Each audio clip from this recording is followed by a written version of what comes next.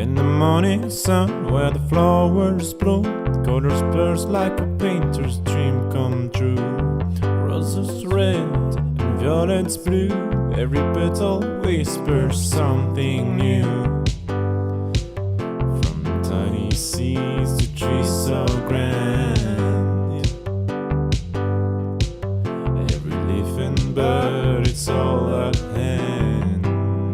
Hello, hello plant, welcome to the show, where every flower tells a story. Watch them grow. Hello, hello plant, in every shade and hue, for every heart and every hand, we've got something for you. Indoor greens and outdoor scenes, design your space, let your garden dreams glide. Personal touch with our garden design, free sessions to blend within your budget line. From tiny seeds to trees so grand, every leaf and bird, it's all at hand. Hello, hello plant, welcome to the show, where every flower tells a story. Watch them grow. Hello, hello plant, in every shade and hue, for every heart and every hand, we've got something for you. Now everybody, let's say hello, hello, hello, hello, hello, hello, hello, hello. Hello, hello plant, welcome to the show, where every flower tells a story. Watch them grow. Hello, hello plant, and every shade and hue, for every heart and every hand, we've got something for you, just for you.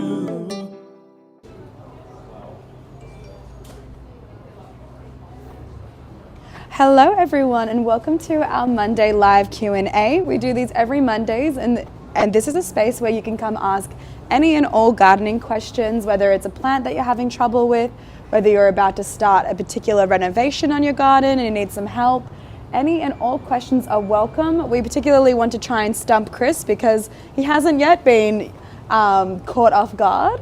Last week we had maybe some tricky questions but managed to get them answered. Yeah, just got home there, Perfect. So I see there's a plant next to you there, Chris. Could you tell us about that? Well, what it is, I'm excited because as you go, you've got autumn, you've got all your beautiful autumn colours, and you go into winter and it just seems to get duller. And yesterday, I believe, was the shortest day of the year, and it was a cold kind of miserable day. Today's a really cold, miserable day, and the days are just starting to get longer now. And what I found was that this is a flowering quince, and it's traditionally considered one of the first spring blossoms. And you've got this particular variety is called apple blossom, and we've got them out in the nursery, and you can see beautiful little apple blossoms coming on them. They're just starting, like another couple of days they'll look fabulous, but you see these beautiful buds just here. But I think it's exciting seeing those first spring blossoms. And what's going to happen with spring blossoms, so you're going to have all over Melbourne, you'll start to see flowering quince, particularly in older homes, that you'll see them, they'll be bright red, they'll be orange, they'll be pink, they'll be white.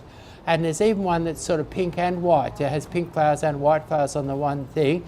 And then from there, you're going to start to see almond blossoms, peach blossoms, apricot blossoms. They'll all come along in sequence, and then you'll move into plum blossoms, and by then we'll be into August. You'll start seeing plum blossoms, and at that time you'll start to see like your early pink Solangiana magnolias, and by then Melbourne is ablaze with fabulous blossoms. You've got all sorts of different blossoms on the go, but these are the first. These are your flowering quince, a lovely little shrub.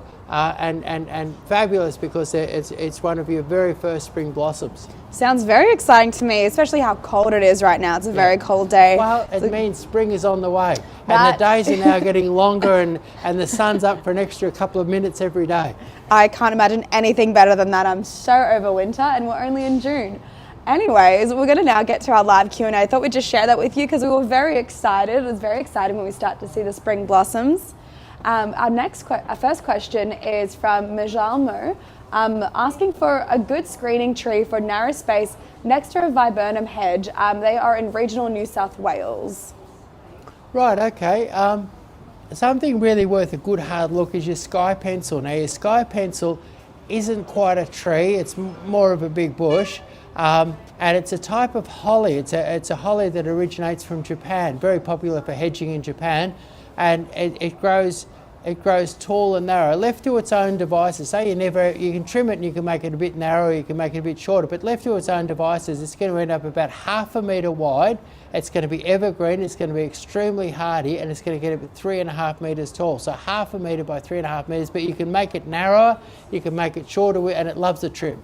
So, and that's called a sky pencil, and it's a type of holly, and it's a lovely, one of your best narrow evergreen options. Great.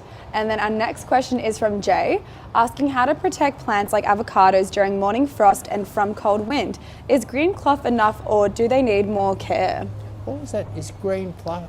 About avocados? Yeah, green. Maybe means like a hessian or something. Yeah, okay. green actually, cloth, yeah. Actually, one of the if you're just in an area where it's just a little bit too frosty, there's a product out, and the problem with that product is you do have to buy it in fairly big lots. But there's a product called Envy, and it was used in America actually during when there was a terrible drought about 20 years ago, and it slows the evaporation rate, but it coats the leaves and it really reduces frost damage. And I mean, it's very simple. You spray it on. It's called Envy. You couldn't buy it in Bunnings or anywhere like that. You'd have to go to a professional chemical supplier like E.E. Muir & Sons. But apart from that, I've been battling with frost a bit, and any sort of cloth over the top tends to help. But I mean, that's a lot of work, and if you've got a lot to do, it's difficult. So I've been putting cloth over things and having some success with frost protection. But Envy, if you've got quite a bit to do or quite a bit to protect, spray it all with Envy, and it lifts the frost tolerance quite a bit.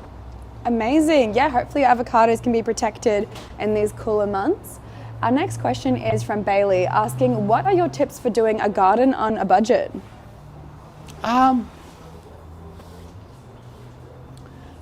Well, first of all, mate, lots of people, I've got lots of people coming here, a bit of a budget, and the first thing is do away with your garden edging. If you're making a garden, just do a cut garden edge where you just, like if you go down to Botanic Gardens, they've been doing it for over 100 years down there, and they just cut the grass with a roller or a spade, and you have grass, and then you have a cut, and then you have a sort of a drop, and then you have your garden bed and your soil. So a cut garden bed is really, really good. The next thing is, what you'll find in a nursery is that if you go in and buy all your plants on one particular day, you may not do so well. But if you go in and buy the specials, like on any day, like at the moment, we've got specials on weeping cherries for $50, and we've got EOFI sale. Yeah, Is that our EOFI sale? Yeah, that's right. Yeah, tell us a little bit about that. Yeah, so we've got lots of things on special, but next week I'll have some other things on special. And so what you do is, I've seen people build fabulous gardens by coming into the nursery regularly and picking the specials. And because nurserymen have to keep offering specials to get people to come in, and if they offered the same special every week, so like right now's a great time to buy roses. They're less than half the price of what they're going to be in summer in pots. So I guess specials. Then timing, like, take advantage of the bare-rooted season, take advantage of the various bare-rooted seasons, and seasons like bare root and things like that. As different things come in and out of season, watch your bargains and be down in the nursery all the time. So what I would do is I would cultivate the garden. And another thing would be to get all your kitchen waste and your garden waste and compost it all. And there's the fertiliser. When I was a kid, my parents had a 5-acre garden, and they pretty much hardly used any bought-in fertiliser. It all came from stuff that we gathered up and composted on the place. So and we used to sieve it, and whenever we make a new garden bed, we'd add the compost in there, and it would come to life and fill with worms and things like that. So composting, cutting your garden edge, and then going down your nursery, make it a regular outing. Go through and pick out the specials and the bargains. Don't do it all on the one day, and take advantage of seasonal things like the bare-rooted season. And you really can save a lot of money, and you can make a fabulous big, I've had customers do is make a fabulous big garden without spending too much money. Amazing. Yeah, you don't need to spend thousands and thousands of dollars to get a beautiful garden. And we even do free garden designs here, where you can give your budget to Chris, and then he'll figure out a way to meet that budget. Yeah, that's right. And I enjoy the challenge. I've had some pretty tough challenges thrown at me, and I've got an incredible range of plants here, and I love working the system to give someone that special deal that gives them the garden that they maybe couldn't afford anywhere else. And I actually, although we don't make a fortune out of doing something like that, I enjoy the challenge, and I think it helps me get to know my stock and get to know how things, like that challenge sort of smartens you up a little bit. So I enjoy the challenge of doing a garden design that's got to have a good result on a budget. Exactly. We're all about accessibility for garden accessibility for everyone here. Our next question is from Samantha, saying, I have an Ashiki willow and it had a lot of growth over the summer. Is now a good time to prune it? And if not now, when is the best time for pruning an Ashiki willow? I'm just starting to prune willows myself. And yes, and the sneaky little thing is that every piece that you cut off it, you can poke into a pot. Actually, the trick with willow is that you immerse it in water for 48 hours, poke it in a pot, and you can have more Nishiki willows. And what I did last year was I had so many pieces, I was poking 2 or 3 pieces into a pot and making a really bushy Nishiki willow almost overnight. So you could do them as gifts for your friends or whatever, but don't waste the little bits that you cut off, because they all dip them in water for 48, or immerse them in water for 48 hours, and they'll all grow. Incredible. And then you can just have a continual supply of Nishiki willows. Yeah. Amazing. Next question is from George, asking, is it true that fertilizing in winter is a waste? Do plants respond to fertilizer in the cold? It depends which plants. Like, say for instance, let's take a silver birch or a Japanese maple. They start to move later on in July, and I know that nurserymen are all fertilising their Japanese maples and things probably late July, so that they've got plenty on hand. It takes time for fertiliser to get down and go in. So I wouldn't fertilise. Actually, let's take your Japanese maple as a case in point. If you get your Japanese maple and in mid-March you give it a bit of a feed, that'll actually keep the leaves on it a little bit longer and prolong your autumn colour.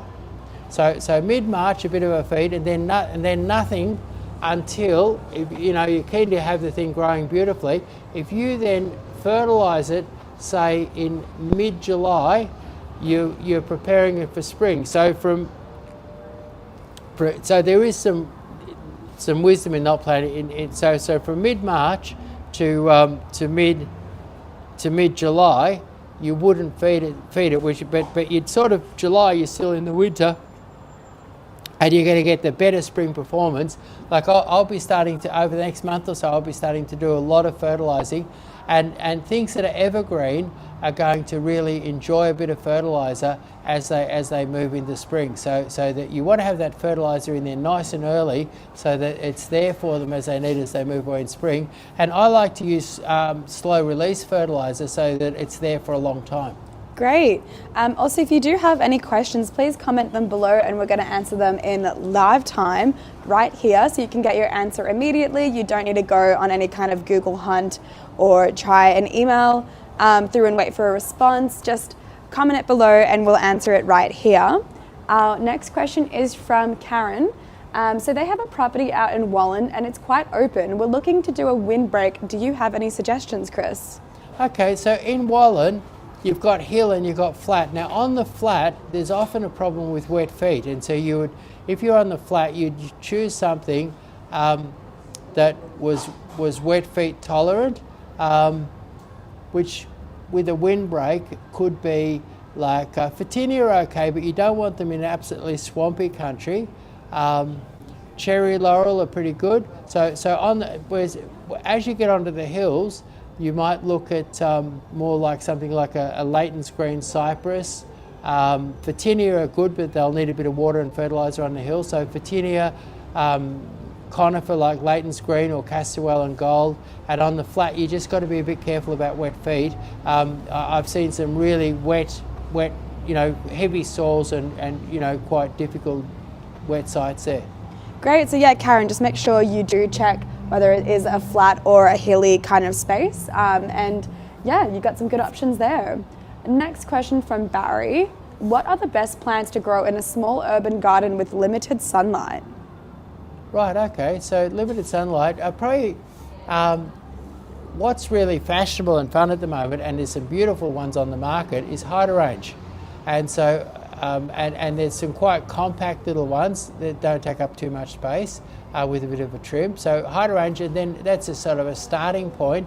And then things like Tapuna rock lilies, the clivia, and clivia we've got like the orange ones, but you also got some lovely creamy yellow ones as well. And then things like ajuga, and I particularly like one called ajuga burgundy glow, very colourful and very nice in a little sort of a shady spot. And then other things that I really like are like your, your Mona lavender, which is a plectranthus. So there's lots of different plectranthus, but the Mona lavender has lovely sort of purpley velvety foliage, doesn't grow too big, and has beautiful sort of blue purple flowers that look a little bit like lavender, which gave it its name Mona lavender. It's not really a lavender at all. And then you've got your silver beacon is really good too. That's a very good, strong growing, lovely variegated silver leaf plant. All very, very pretty options. Now, our next question is from Narelle. So they say, hi Chris, I have a narrow garden bed of 60 centimetres depth close to a swimming pool. I have a row of Lomandra lime, tough, but looking for something to lift the look, preferably okay, so they're looking for something that's tough, but to lift the look, preferably native. What would you recommend? Okay, so with your Lomandra lime tough, something like your Cousin It, beautiful sort of dark green, or your Urena or Cousin It would make a nice low sort of a nice low ground cover, and then another ground cover that would contrast because it's nice and silver would be yellow buttons. So Cousin It and Urena for a bit of dark green, and some yellow buttons for some nice silver and gold. Beautiful. And we did actually post a video recently about Cousin It, quite a nice planting of it if you want to go check that out on our Instagram. Our next question is from Daisy, a nice name, asking, how can I improve the soil quality in my garden without using chemical fertilizers? Right, okay, start a compost heap. That's the beginning point. Start a compost heap and get all your eggshells, you can crush them up, chuck them in, all your peels, everything like that, chuck that in, and then don't use one of those modern sort of plastic containers, and this has got lots of holes in it. Basically, the main thing that you need, composting is really slow burning, I guess, and you need oxygen.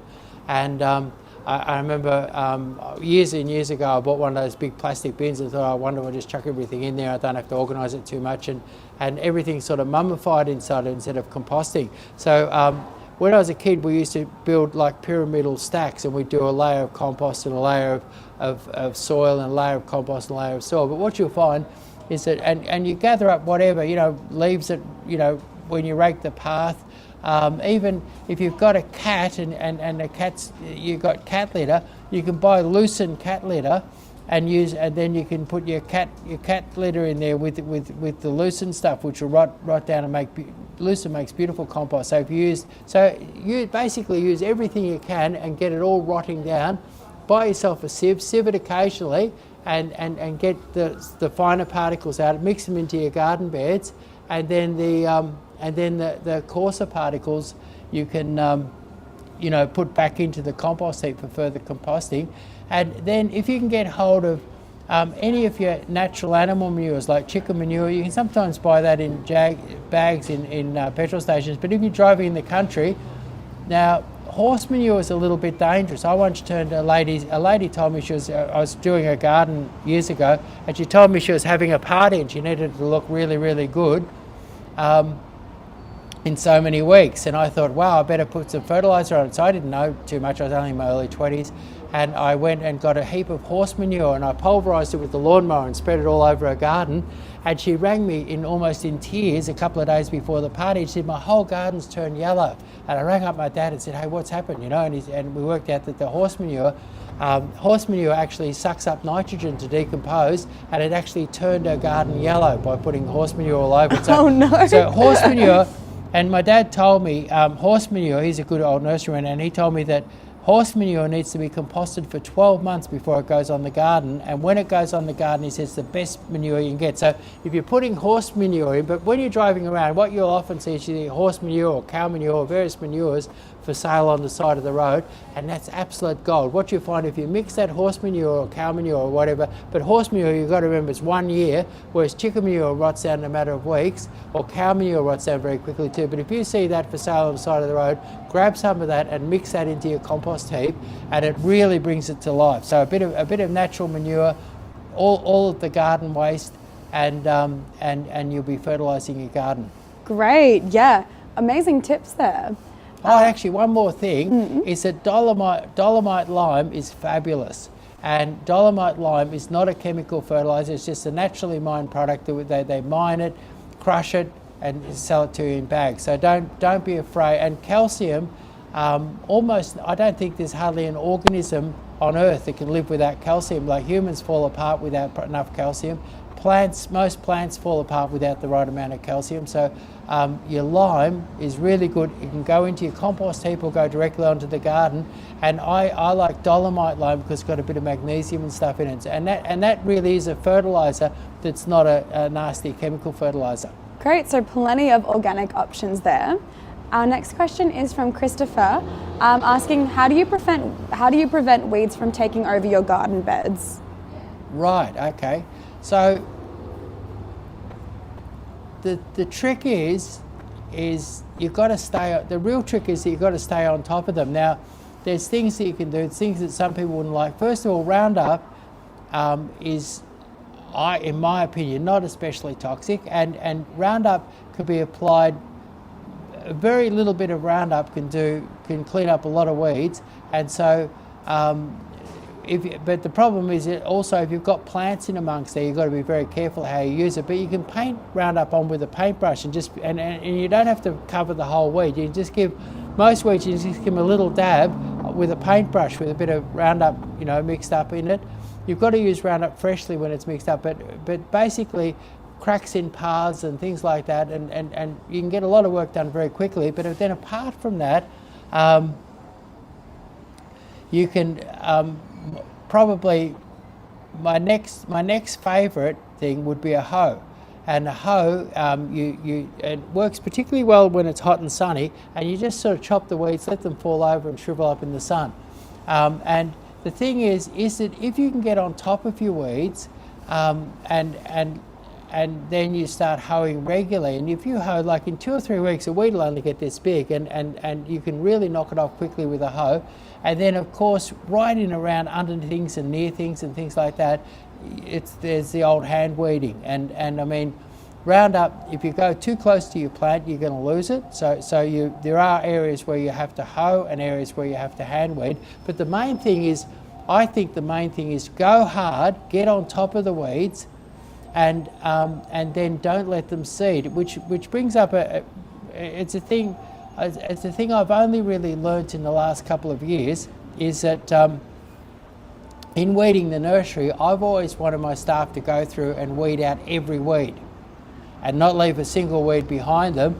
But a chap taught me the concept of speed weeding, and at any one time you've got weeds that are about to sexually mature and start seeding, and a lot of weeds can throw 1,000 seeds, which is 1,000 more weeds. So one of the great things is that if you're a bit pressed for time, is just quickly go through the whole patch and make sure, and speed weed it, just knock out all the stuff that's going to seed. Stuff that's just about to mature, flowers forming, wherever you can see that they're starting to seed, knock them out with a hoe, pull them out, spraying. Basically, if it's about to seed, often what they'll do is that you'll spray them and then they'll seed and then they'll die. So speed weeding is a great thing where you come in and you knock out, but the trick is don't let weeds seed. You might have a big weedy mess, knock it over and then stay on top of it. Stay on top of it, a little bit of Roundup. And what happens is that when you're on top of the weeds and you've got the weeds on the run and you're in charge and there's just a few little weeds popping up here and there, when you've got them on the run like that, stay on top of them. Be merciless and go really hard, and then weeding doesn't become such an issue. Weeding becomes a really big issue when you neglect it for months. They get monstrous, they're really hard to chop, they're really hard to pull, they're really hard to poison, they're really hard to get rid of, so stay on top of it. Yeah, scare them away and keep them scared pretty much. Amazing. Cara here would love to know Chris's suggestion for a non-flowering ground cover to plant under a weeping cherry tree. We are in Clyde, so have a lot of clay in our soil. Right, okay, so it's an interesting non-flowering.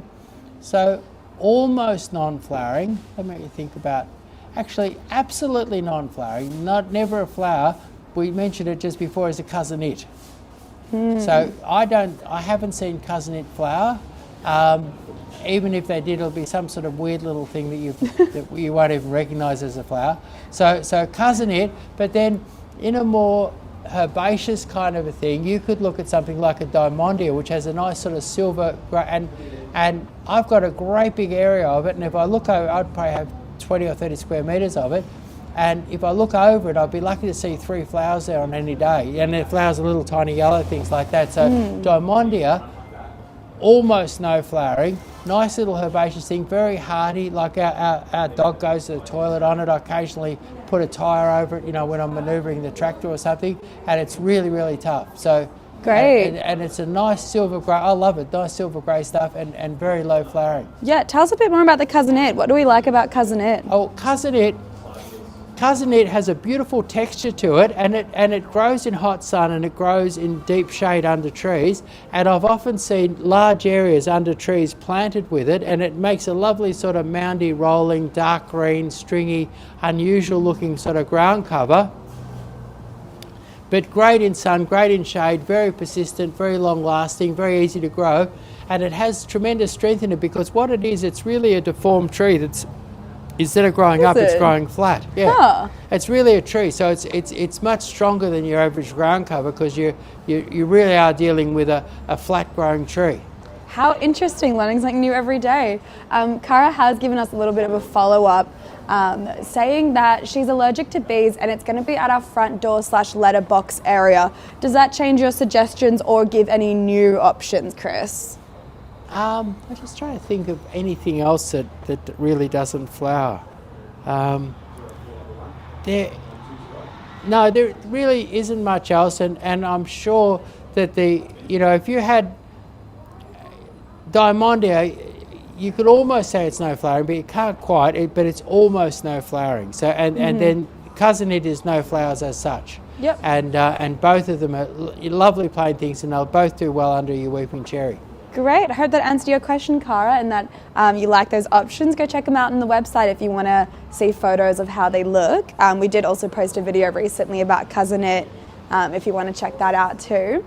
Our next question is from Abigail, asking if you can suggest any drought-resistant plants that would be suitable for a garden. Right, okay. So during the drought, everybody went mad with succulents and cordyline and yuccas and things like that. And staying away from that and looking in a sort of a little bit of a different direction, I'll come up with some ones that people may not normally think of. But first of all, Coprosma is the first thing that comes to my mind. And Coprosma is a New Zealand native. It's called a mirror bush, and and actually sort of basic forms of mirrorbush are formed the weed on our beaches and that around Victoria. But your coprosma that's up for sale are different sorts. They've got smaller leaves and they've got amazing colour, purples, yellows, oranges, pinks, all incredible colours, and they can be trimmed into hedges, trimmed into a round ball, and they give off colour. Where flowering plants only maybe give off colour for a few months, your coprosma gives off colour for the whole year. And so they're a really good drought hardy sort of plant. Another thing is society garlic. Now I see society garlic. My partner and I have got a place in Shepparton, and anyway, we see society garlic in roundabouts up in Shepparton, and it's a really pretty thing. Flowers for 6-7 months of the year. Beautiful lavender flowers, and one I like is the variegated one, which has the stripy sort of grey and creamy kind of leaves, and really, really pretty. But to grow in a roundabout in Shepparton, it's pretty hot and pretty dry up there, and to grow there and flower and look spectacular, very, very drought hardy. So that's a couple of good drought hardy plants. Let me see what else I can think of. Something else I've been very, very impressed with is and I've noticed this particularly up in Shepparton, is Eurena. Eurena, it's a native, it's a sort of got a dark green leaf, fairly dense, carpets the ground, lovely thick strong thing, you can walk on it a little bit, white fragrant flowers all summer long, and stays, like I've seen that in roundabouts up in Shepparton too, and it'll stay green and lush with an absolute minuscule amount of water throughout the year. Never really looks dry or miserable. So many great options for you there, Abigail. So yeah, be sure to check all of those out. We are going to start rounding up our live now. We're only going to answer 2 more questions, so please get your questions in now if anything is pressing or urgent. We do run these lives every Monday, so don't stress if we don't get to your question today. Just hop on down to our live next Monday, 12 p.m. We're on Facebook, Instagram, Twitter, YouTube, so whatever platform suits you best, we will be there, and then you can come with your questions there.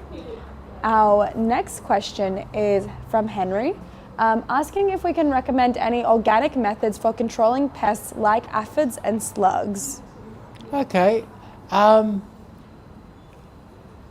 mum was in the Ferny Creek Horticulture Society, and anyway, what they used to do is that they used to get a shallow, just a very shallow plate, sort of a shallow, sort of dipped in plate, and they would put beer in it. Beer. Yeah. Okay. And they would put that out in the garden, and slugs and snails would go in to eat the beer but drown as they got in. Get a bit drunk? Yeah, get a bit drunk and it's like that out on TV. You're not supposed to drink and swim, you know. And unfortunately, there's snails and slugs. They're drinking while they're swimming. Yeah, that's right. So anyway, so that was one thing. And when I was a kid, there was I was a gardener I started as a gardener for a lady when I was 7, and anyway we had, and I might have been 8 or 9, and we had an earwig plague, and the earwigs were just devastating this beautiful big acre of cottage garden. They were devastating it, and all the other people in the area had all given up because they didn't know how to kill these earwigs. But what she did, I don't know if she read it in a magazine or something like that, what she did was she got all soup tins and tins from fruit and things like that, and she washed them all and cleaned them all up. And then what she did was she'd go out each evening and she would screw up a handful of newspaper and put it in the end of the tin, and put these tins in various spots all through the whole garden, right through everywhere. And then she'd go out in the morning and she'd pull the paper out from the tin and shake the tin into hot water and kill thousands and thousands of earwigs every morning, because they love sheltered in the little tins with the paper on it. Oh wow! And her garden was never really devastated by the earwigs the way other gardens were. Like she never wiped them out, but she kept them under control.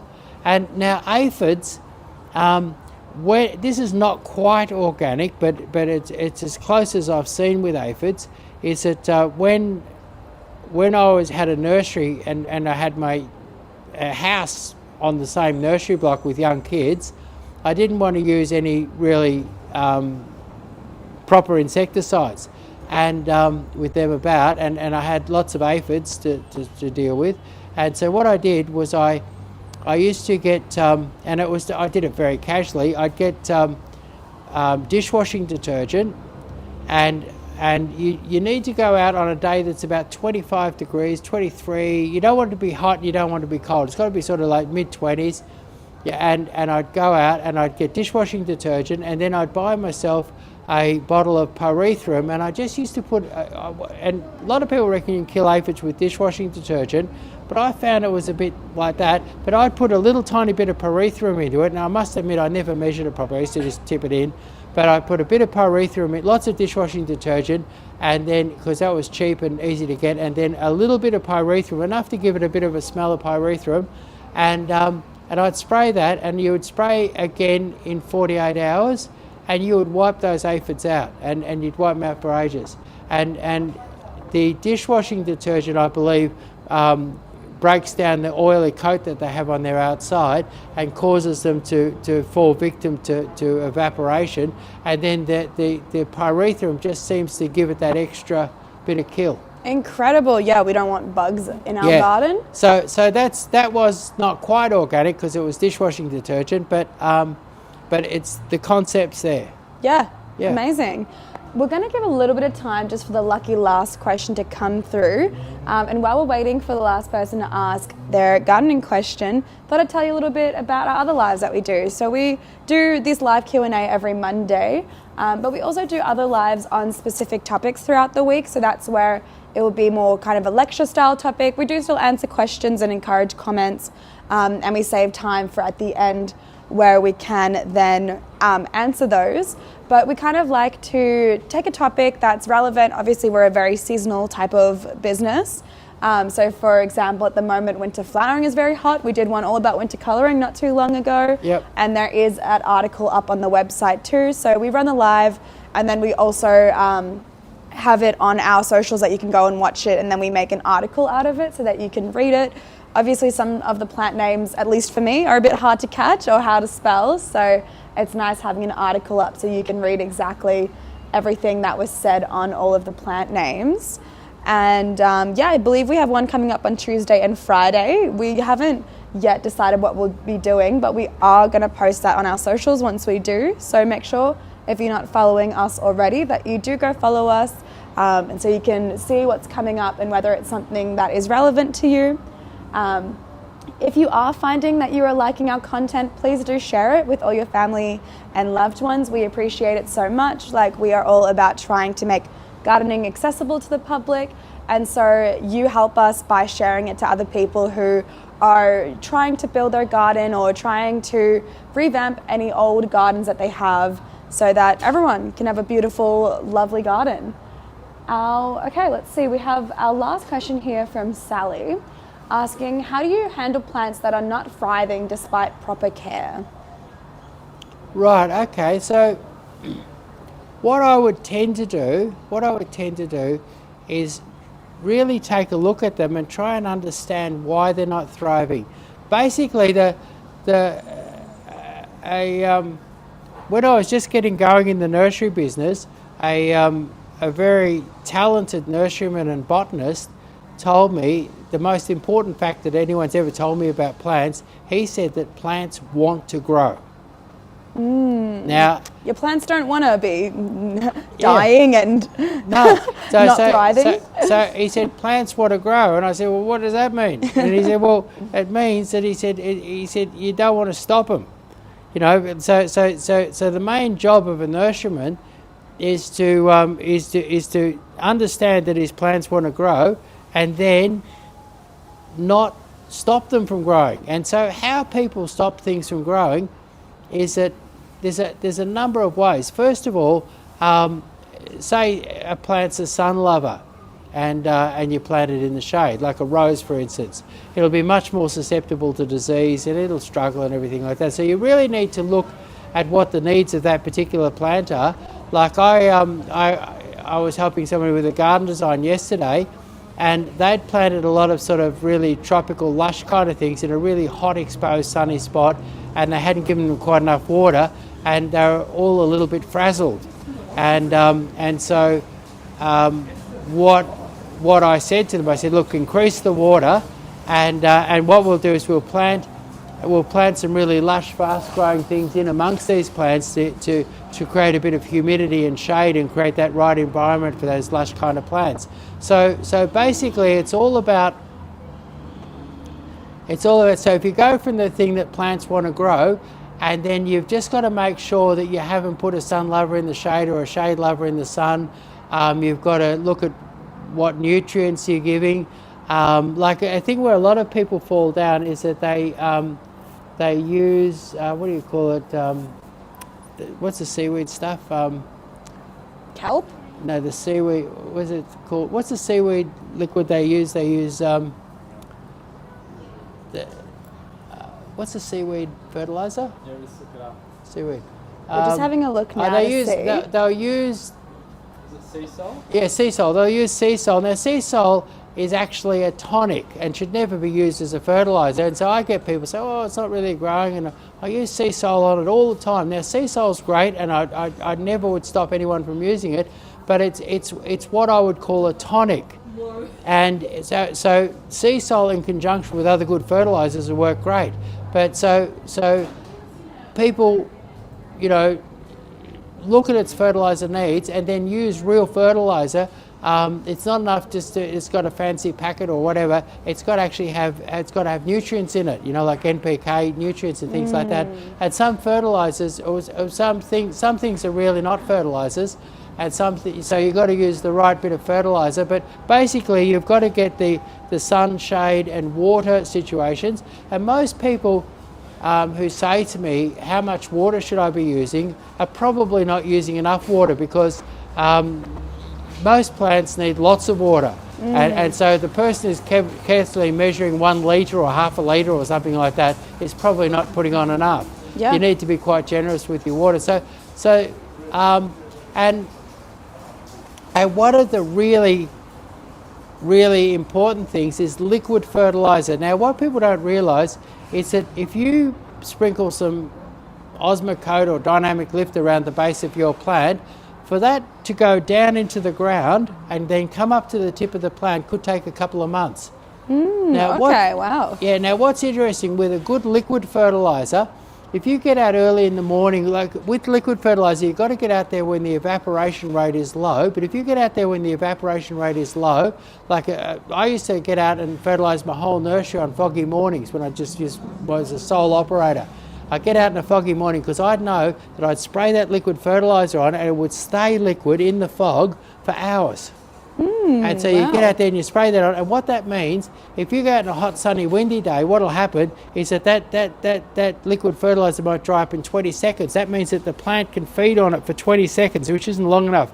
So you get out there, you spray your plants, you spray all the stems and leaves and everything like that. Now, the amazing thing about good liquid fertilizer, it goes straight in. So it could be in within a minute, it can be in the tip of the plant within a minute, whereas so if I had plants that were really struggling, I'd be very inclined to use liquid fertilizer. And say if you had something that was in a little pot and it was under potted, you might actually take it out of that pot and dip it in some liquid fertilizer, immerse it in some liquid fertilizer for a little while, then pot it into a new pot, and that'll often give plants a really good start. So when plants are crook, liquid fertilizer is great. Adjusting their climate so they've got the right sun, shade, soil, etc., that they've got what they actually need, using real fertilizer and using a real amount and using it in the real times that are necessary, and not overdoing the fertilizer. All of those things help to unlock that fact that plants want to grow. Yeah, perfect. So many great tips there for if your plant is not thriving as much as you want it to. We do have one last question here. I know we said we'd have our last question, but I thought maybe if we could just answer this very quickly. Alana just snuck in. So I hope I said your name right. Just snuck in there at the end, asking if there's a dwarf variety of crepe myrtle. Yeah, I've got some crepe myrtles down there that are 3 or 4 years old and only about 50 centimetres tall.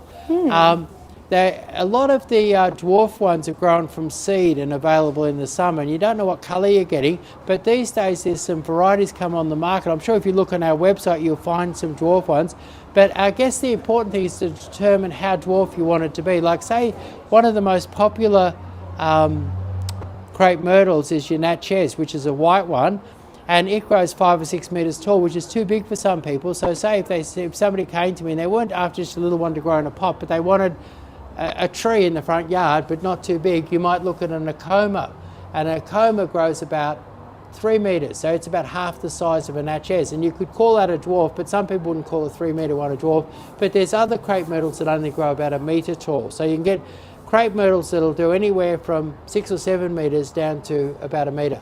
Amazing. All right, and that's bringing us to the end of our live now. If you do find you get any questions in the coming couple of days, just join us on Monday.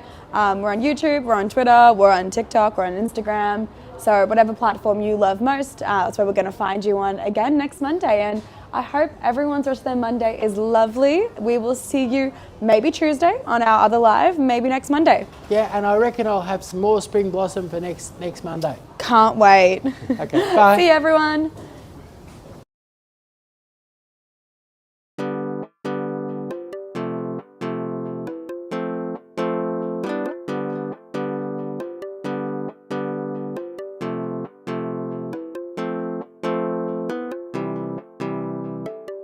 In the morning sun, where the flowers bloom, colors burst like a painter's dream come true.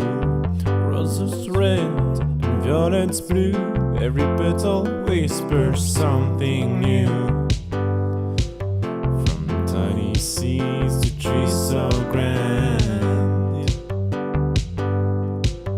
every leaf and bird, it's all at hand. Hello, hello, plant, welcome to the show, where every flower tells a story. Watch them grow. Hello, hello, plant, in every shade and hue, for every heart and every hand, we've got something for you. Indoor greens and outdoor scenes, design your space, let your garden dreams glide. Personal touch with our garden design, free sessions to blend within your budget line. Alright. From tiny seeds to trees so grand,